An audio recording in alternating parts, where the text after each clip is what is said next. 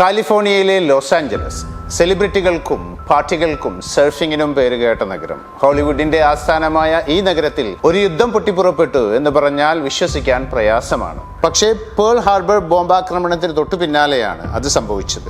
1942 ഫെബ്രുവരി 25 Japanese സൈന്യം pearl ഹാർബറിൽ American സൈനികർക്കു നേരെ ഭീകരമായ ആക്രമണം അഴിച്ചുവിട്ട നാളുകൾ. പുലർച്ചെ 2 മണിയോടെ ലോസ് ആഞ്ചലസിലും വ്യോമാക്രമണ മുന്നറിയിപ്പ് മുഴങ്ങി. ലോസ് ആഞ്ചലസിന് പടിഞ്ഞാറ് 120 മൈൽ അകലെ US സൈന്യത്തിന്റെ റഡാർ സംവിധാനങ്ങൾ ഒരു അജ്ഞാത വസ്തു കണ്ടെത്തി. അടുത്ത 2 മണിക്കൂറിനുള്ളിൽ നഗരത്തെ പ്രതിരോധിക്കാൻ തയ്യാറായി LAയിലേക്ക് കനത്ത ആയുധങ്ങളുടെയും സായുധ ഉദ്യോഗസ്ഥരുടെയും ഒരു കപ്പൽ സേന ഇരച്ചുകയറി. 1400 ആന്റി എയർക്രാഫ്റ്റ് ഷെൽസ് ആകാശത്തേക്ക് വിക്ഷേപിച്ചു. ഒപ്പം ആ വസ്തുവിനെ കണ്ടെത്താൻ ശ്രമിക്കുന്ന നിരവധി സ്പോട്ട്ലൈറ്റുകൾ. കാണാൻ വളരെ മനോഹരമായ ഒരു കാഴ്ചയായിരുന്നു. എങ്കിലും ആളുകൾ ഉത്കണ്ഠാകുലരായി.